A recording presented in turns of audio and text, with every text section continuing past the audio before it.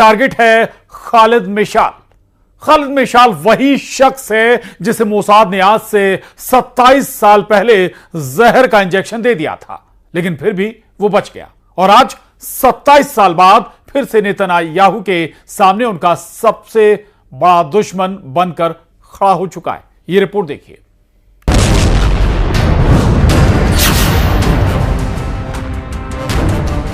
जिसे 27 साल पहले मोसाद ने जहर दिया, वो 27 साल बाद एक बार फिर इजराइल के लिए चैलेंज बनकर सामने खड़ा हो चुका है।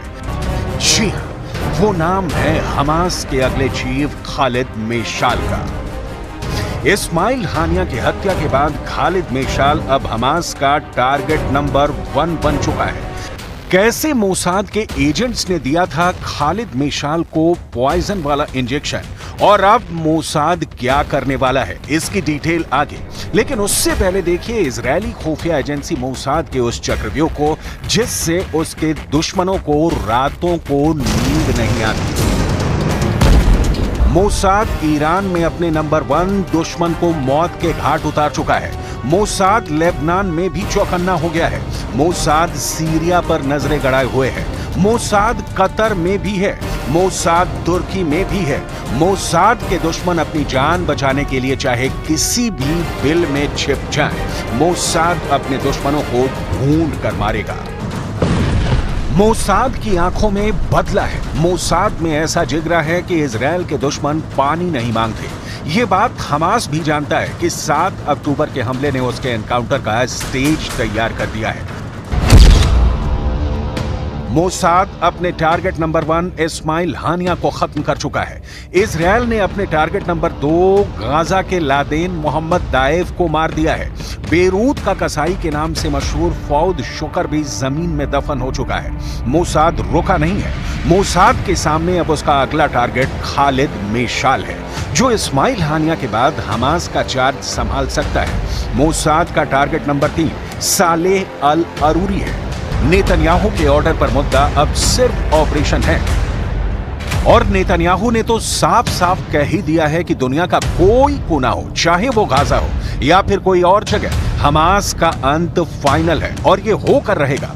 अभी हाल के महीने में इजराइल ने हमास, हिजबुल्लाह और IRGC को कितने जख्म दिए, जरा वो देखिए।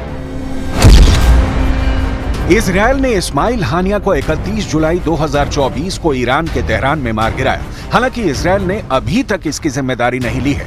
30 जुलाई 2024 को लेबनान के बेरूत में हिजबुल्लाह कमांडर फौद शुक्र को मौत के घाट उतार दिया। 8 अप्रैल 2024 को लेबनान के ही अस सुल्तानिया में Hezbollah commander Ali Ahmed Hussain को मारा। 2 अप्रैल 2024 को IRGC कमांडर मोहम्मद रेजा जिहादी को सीरिया के दमिश्क में मारा। 2 अप्रैल 2024 को ही मोहम्मद हादी हाजी रहीमी को मारा। 31 मार्च 2024 को लेबनान के हुनैन में हिजबुल्लाह कमांडर इस्माइल अल जिन को मार गिराया। 8 जनवरी 2024 को हिजबुल्लाह कमांडर मजदल सेलम को लेबनान में मारा।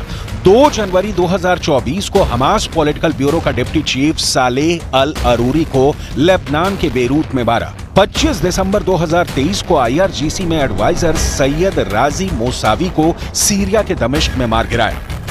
इजराइल एक के बाद एक अपने 3 पावरफुल दुश्मनों को खत्म कर चुका है और अब निशाने पर है खालिद मेशाल। अब जानिए कि कौन है खालिद मेशाल, जो हमास का नया चीफ बनने वाला है।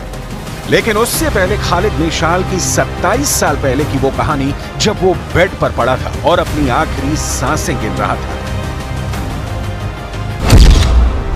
सितंबर 1997 खालिद मेशाल अस्पताल के बिस्तर पर पड़ा था और मर रहा था।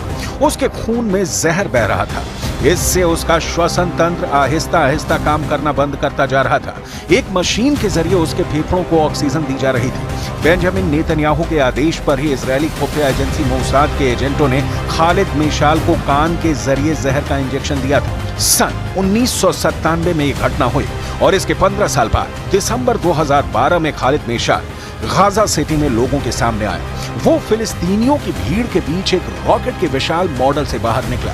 उसकी शान में नारे लगाए गए। उसने फिलिस्तीनियों को संबोधित किया। उसने कहा कि हम कभी भी इजरायली कब्जे की वैधता को मान्यता नहीं देंगे। इजरायल के लिए कोई वैधता नहीं है, चाहे इसमें कितना भी समय लगे।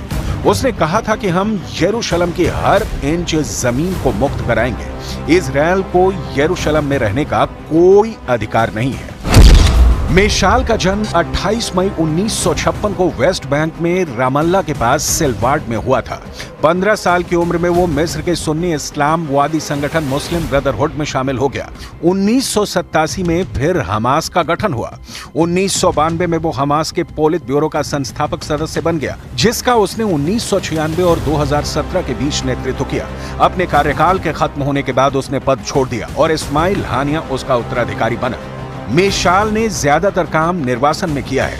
2004 से 2012 तक उसने सीरिया की राजधानी दमिश्क से हमास को चलाया और अब कतर और मिस्र दोनों जगहों पर रहता है।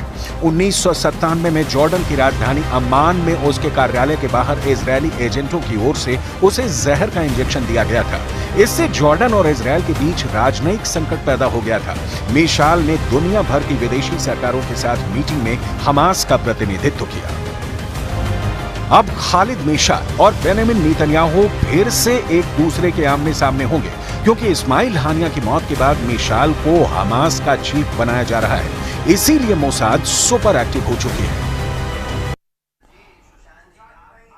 और स्पेशल रिपोर्ट में यहां